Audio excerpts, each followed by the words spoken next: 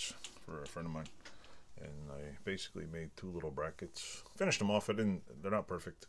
Got a few little abrasions, but they're better than the little pieces of shit that look like.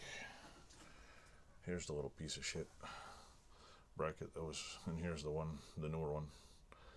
Slight difference in thickness. Works pretty good. It's going on this thing. He said he bought a LED light and needs to hold it on here. So I put a hole in the bottom. You can adjust it any way you want. Thankfully I got lucky and it was what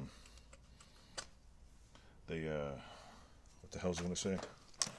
I didn't have to do any bending. I took a piece of 1.5-inch pipe and I sheared off just a couple of thousandths on here.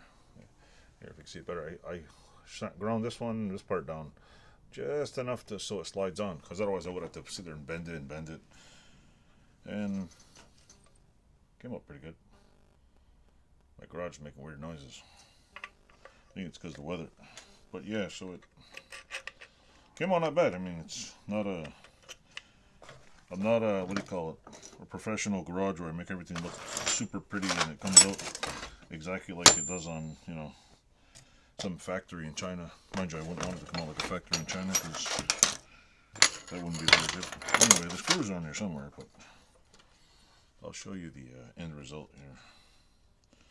Probably need some new bolts, but see, the end result is that little bracket. I'm gonna zinc oxide prime it, and I'm gonna let him paint it because I don't have the paint facilities in here right now. So anyway, that was the bracket project that I did. Hope you enjoyed the video. Like, subscribe, eat bacon.